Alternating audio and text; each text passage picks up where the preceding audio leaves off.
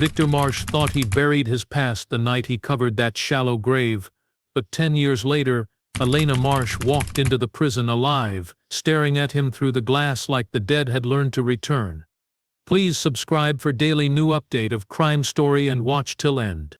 Elena Marsh lived a quiet life in the small Colorado town of Silver Hollow, a place surrounded by snowy mountains and thick pine forests. People often describe the town as peaceful, almost too peaceful, where the smallest unusual event could spread across the community within hours. Elena, known for her gentle nature and predictable routines, fit perfectly into the calm environment. She worked at a local pharmacy, helped elderly neighbors with their groceries, and spent weekends tending to her small garden behind the house she shared with her husband Victor. Nothing about her life suggested chaos or danger. That was why her disappearance felt like a sudden tear in the fabric of the town. Elena was last seen on a cold morning in early January. Snow covered the roofs and coated the roads like powder. Her neighbor noticed that Elena's front porch light remained on far longer than usual, which was unusual since she always turned it off after sunrise. When no one saw her car leaving the driveway and she didn't show up at work, her coworkers grew concerned. Elena had never missed a shift without notifying someone. Even when she was sick, she sent a message, even a short one, to avoid worrying others. Her absence immediately felt wrong. Inside the Marsh home, things looked strangely untouched. Her purse sat on the kitchen counter with her wallet, ID and credit cards inside. Her phone was charging on the living room table. Her winter coat, the heavy one she always wore during storms, hung neatly by the door. There were no signs of forced entry, no broken windows, no overturned furniture. Everything appeared exactly as it should, except for the absence of the woman who kept that home so tidy. Victor told neighbors he hadn't seen her since the night before, but his lack of urgency caught everyone off guard. People expected distress, fear, desperation, anything. Instead, Victor remained distant and mechanical in his responses, which fueled the growing suspicions around him. As hours became days, the town mobilized.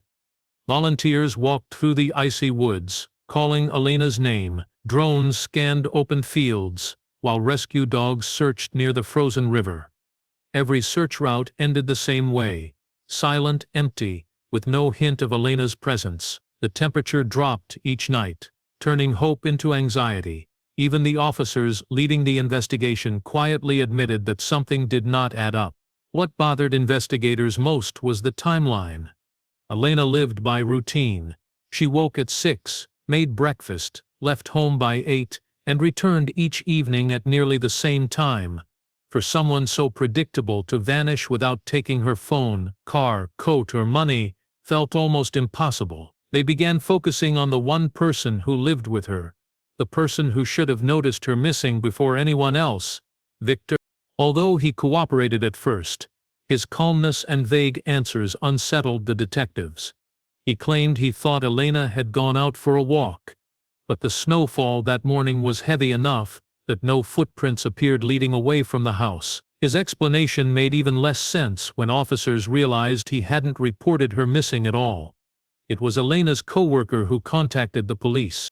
By the end of the first week, Silver Hollow no longer felt like the safe, predictable place it had always been.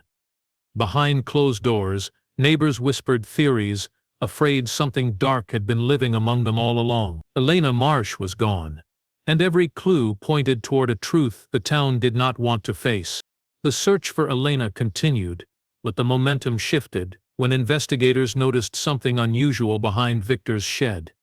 The Marsh property stretched toward a thin line of trees, and the ground was normally frozen solid during winter. But one of the search volunteers spotted a patch of soil that looked different, darker, softer, and uneven, as if someone had dug there recently. At first the officers thought it might be where Victor had cleared snow or attempted to plant something before the freeze, yet the disturbed earth was too concentrated and too deliberate to ignore. Investigators marked the spot and brought in a forensic team.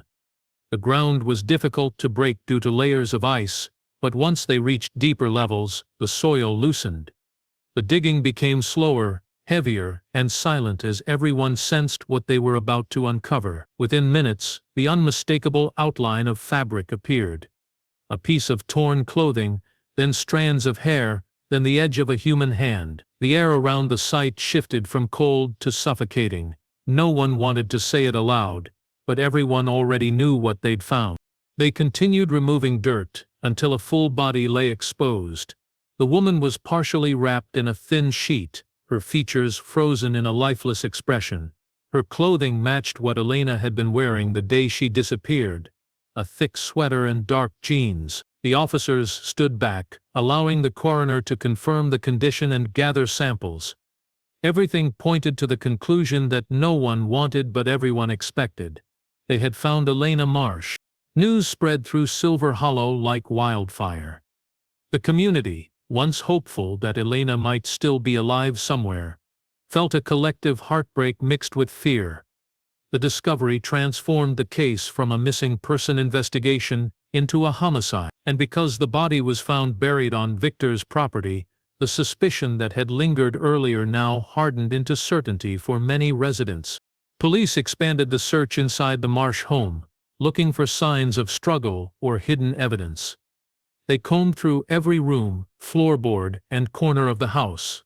Eventually they found faint traces of blood beneath the kitchen sink, hidden beneath layers of cleaning products. It wasn't enough to indicate a violent attack, but it was enough to raise questions. Investigators also discovered a shovel in the garage with soil resembling the dirt from the burial site. Digital evidence painted an even darker picture. When officers checked Victor's computer, they uncovered deleted search histories related to burial techniques, decomposition timelines, and methods for concealing evidence. Even though Victor insisted these searches were unrelated or taken out of context, their timing was far too close to Elena's disappearance. Forensic experts analyzed the body further, confirming bruising and signs of suffocation. Combined with the buried body, suspicious behavior, and troubling online searches, the case against Victor grew tighter. To the investigators, it looked like a man who had tried to hide a crime and failed. By the time the autopsy results came back, law enforcement felt confident enough to move forward. They arrived at the Marsh residence, where Victor stood on the porch, emotionless as officers placed him in handcuffs. What followed was a mixture of shock, confusion, and silent anger from neighbors watching the arrest. The discovery behind the shed had changed everything. What had started as a strange disappearance now appeared to be a chilling murder, and Victor Marsh was at the center of it all. Victor's trial became one of the most closely watched events in Colorado that year. It drew reporters, curious locals, and even people from neighboring towns who normally had no interest in true crime. For many, it was difficult to believe that the quiet, withdrawn man who rarely left his home was capable of such a brutal act. But the evidence investigators gathered formed a narrative that felt almost impossible to refute. Every new detail added weight to the case, painting a picture of a husband who planned, executed, and concealed the murder of his wife. Inside the courthouse, prosecutors presented their findings with careful organization. They started with the physical evidence: the body buried in the backyard, the sheet partially wrapped around it, and the shovel with soil samples matching the burial site. Forensic specialists explained how the soil beneath the victim's fingernails and clothing connected directly to Victor's property.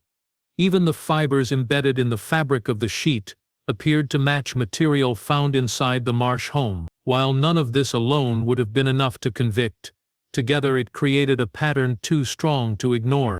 Then came the digital evidence. Investigators traced Victor's internet activity over the weeks leading up to Elena's disappearance.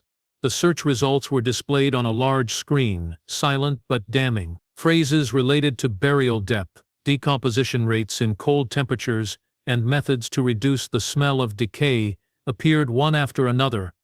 Although Victor's defense tried to argue that curiosity didn't equal guilt, the jury seemed unconvinced. The timing of the searches aligned almost perfectly with the period just before Elena vanished. Forensic experts testified next, describing the injuries discovered during the autopsy. The bruising on the victim's neck and arms suggested a struggle. There were no defensive wounds, which indicated she might have been taken by surprise or incapacitated quickly. The most significant detail was the cause of death: suffocation. The coroner explained that suffocation often leaves fewer visible marks than other forms of homicide, which made the discovery of the bruise patterns even more meaningful. To the prosecutors, it showed intentional violence, not an accident or medical issue. The defense attempted to introduce doubt. They argued that the evidence was circumstantial and that none of the forensic findings could prove Victor's direct involvement. They claimed the searches on his computer might have been made by someone else or taken out of context. They suggested that the blood under the sink could have come from a minor household injury. They even proposed that the burial on his property could have been staged by a person with unknown motives. But every attempt crumbled under the pressure of the prosecution's timeline and the sheer consistency of the evidence. Throughout the trial, Victor maintained a cold and distant demeanor. He rarely reacted to testimony, never showed visible grief for his wife, and avoided eye contact with nearly everyone in the courtroom.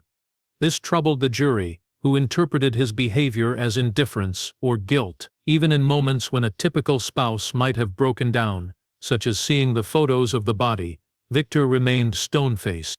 After weeks of testimony, the jury reached its verdict. The judge read the decision aloud, declaring Victor guilty of murder. Gasps filled the courtroom, though Victor didn't flinch. His fate was sealed with a life sentence, and officers led him out in handcuffs while the community watched in stunned silence. The town believed justice had been delivered.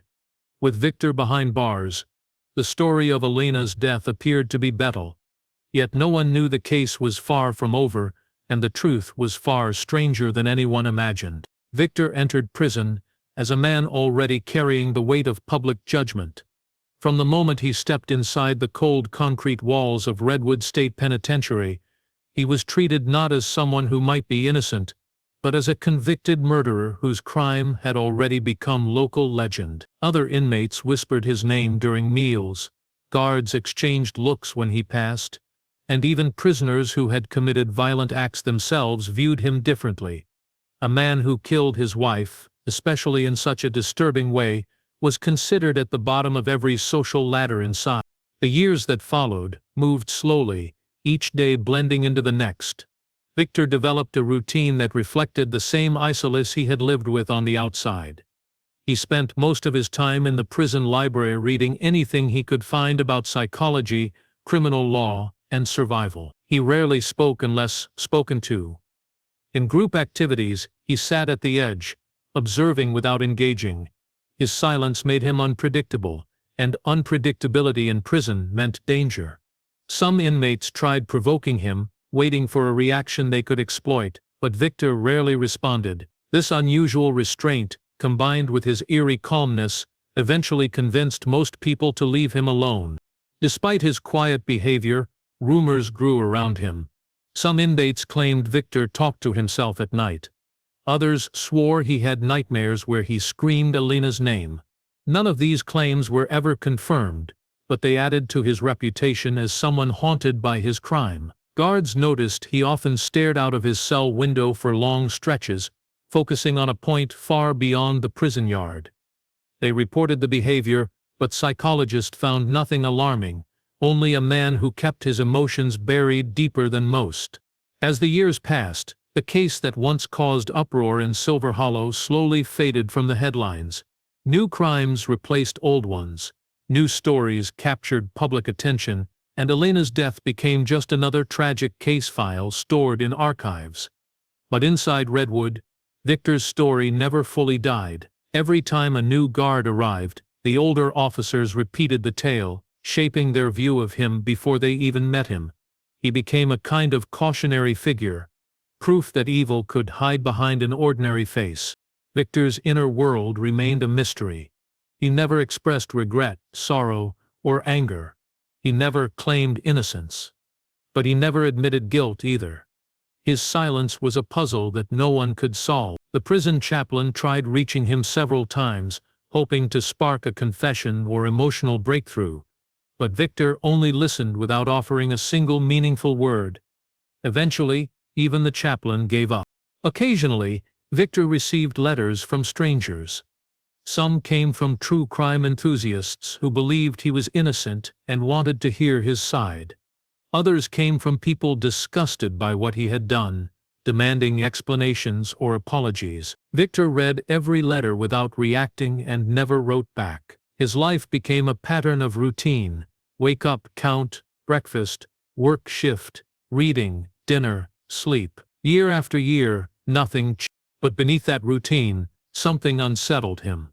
He often felt as if he were waiting for something without knowing what. He carried a sensation of unfinished business, an itch in the back of his mind that never faded. It wasn't guilt, at least not in the way most people imagined. It was more like an expectation, a sense that his story wasn't over yet. 10 years after his imprisonment, the feeling grew stronger. Victor couldn't explain it, but he sensed a shift coming, something that would tear open the quiet life he had built inside the prison walls. And he was right. Something was coming, something he could never have predicted, something that would challenge everything the world believed about Elena Marsh, her death and his supposed guilt. The rain had been falling since dawn, turning the prison yard into a maze of puddles and slick concrete. It was the kind of weather that made the world outside feel far away, almost imaginary. Inside the visitation building, guards followed their routine checks, expecting nothing unusual. Most visitors came on weekends, not midweek during a storm. That was why the arrival of a solitary woman in a long coat immediately caught their attention. Her presence felt oddly significant, though no one knew why. When she reached the check-in desk, she handed over her identification. The officer scanned the card, expecting it to be a sister, cousin, or friend of an inmate. But the name on the ID caused him to blink twice. He read it again, assuming he had misread it due to the dim lighting. The computer confirmed the name with a green approval check, meaning the ID was authentic. Still, the officer felt a chill ripple through him. The name didn't belong to just anyone. It belonged to someone listed as deceased in the system, a case tied to one of the most well-known inmates in the facility. The woman wrote down her reason for the visit. She stated she was there to see Victor Marsh. She signed her name Elena Marsh. The guards exchanged uneasy glances. At first, they thought she might be a relative who shared the same name, but the woman insisted she was his wife. She said it calmly, without hesitation, as if unaware her statement had the power to freeze every person in the room. The staff contacted their supervisor, unsure whether this was some kind of cruel prank or a bizarre coincidence. However, the ID passed every verification step. Her photo matched the document. Her fingerprints matched the database connected to her identity. Nothing triggered an alert. She was, according to every system the prison relied on, who she claimed to be. The decision was made to allow the visit, but under strict observation. 2 guards escorted her to the booth, their expressions stiff with caution. The woman walked with slow, confident steps, as though she had rehearsed this moment for years. She didn't show fear, guilt, or anxiety. She appeared strangely composed, even serene. When Victor entered the visitation room and saw her sitting behind the glass, his reaction broke the rhythm of the day like a gunshot in a quiet street. His entire body went rigid. It looked as though he had been struck by something invisible. The guards had never seen him react so strongly to anything. His eyes widened, his mouth dropped slightly, and his hands trembled. For a man who had spent 10 years barely expressing emotion, the sight before him shattered the emotional armor he'd built. He sat down slowly, unable to look away. The woman on the other side of the glass stared back with an expression that was unreadable, neither warm nor cold. It was the face of someone who carried secrets no one else could decipher. She lifted her hand slightly, as if acknowledging him, and the gesture sent another wave of shock through him. The guards watched the two of them in tense silence, unsure whether they were witnessing a miracle, a manipulation, or something far more unsettling. For the first time in a decade, the story everyone thought they understood cracked open. A woman declared dead, a man convicted of her murder, and a reunion that defied every rule of logic. Nothing about the moment felt real, yet it was happening right in front of them. Whether this woman was truly Elena, an imposter, or something in between, her arrival marked the beginning of a new chapter, one that would unravel everything the world believed about the case. The woman who called herself Elena Marsh was taken to a private interview room after the visitation ended. The prison administration contacted state investigators immediately, unsure whether they were dealing with identity fraud, a long-lost twin, or an elaborate hoax. The situation was unprecedented. A woman legally declared dead, whose body had been buried and used as evidence in a murder conviction, had just walked into a prison, claiming to be alive. Her arrival tore open questions everyone thought had been settled a decade earlier. She showed no hesitation as she sat down, her posture straight and controlled. She answered every preliminary question with calm precision. According to her, she had left Victor willingly years ago, escaping what she described as an unbearable life. She claimed that her marriage had become emotionally oppressive and that she no longer felt safe staying, but rather than file for divorce or seek help, she chose to vanish entirely. She insisted that she had feared Victor would find her if she simply left, so she sought a permanent solution, a disappearance so complete that no one would search for her again. Her explanation grew stranger when she described the method behind her disappearance. She claimed she had sought help from a man who specialized in illegal identity alterations. He operated outside the country, promising new names, documents, and ways to vanish without a trace. She said this man provided her with a plan that required her old identity to die. According to her, he arranged for the acquisition of a body resembling her, someone who had died under undisclosed circumstances. That unidentified woman became the stand-in for Elena, buried in a shallow grave while Elena herself fled across international borders. Investigators listening to her story struggled to grasp the enormity of her claims. If what she said was true, then the entire foundation of Victor's conviction collapsed. But nothing about the situation was simple. The woman calling herself Elena offered no physical evidence to support her version beyond the verified ID she provided. She refused to reveal the location of the man who allegedly helped her or details about how the body was obtained. She insisted it had all been arranged discreetly, leaving her with no remaining contacts. She continued by explaining why she chose to return now. After 10 years, she said she had been living under a different name abroad, building a new life far away from Silver Hollow. Over time, guilt had grown inside her, becoming too heavy to carry. She said she had watched news segments about Victor's conviction years ago, and had convinced herself that he had not murdered her. She claimed she had always intended to return eventually, but fear of being arrested for her own crimes kept her away. 10 years later, she said she could no longer tolerate the burden of knowing Victor was imprisoned for a crime she believed he didn't commit. Her calm explanations only deepened the mystery.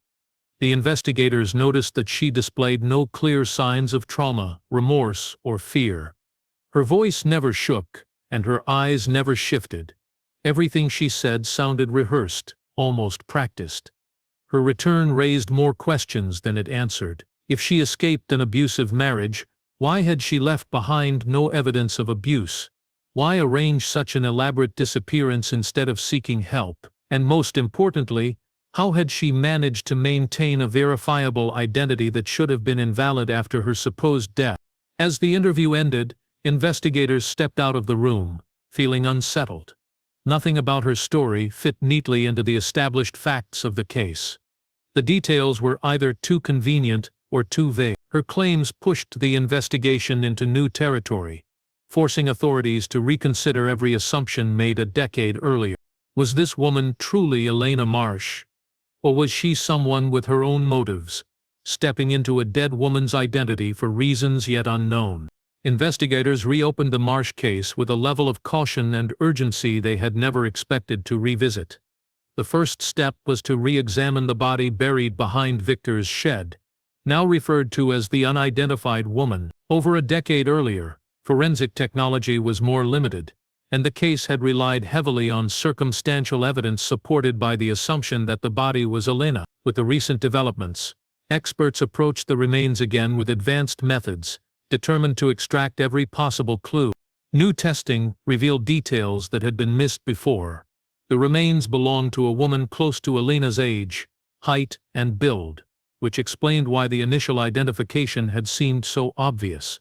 However, updated DNA analysis confirmed that the body did not match Elena's genetic profile. This revelation shattered the foundation of the original case. Investigators realized they had built an entire prosecution on a misidentified victim.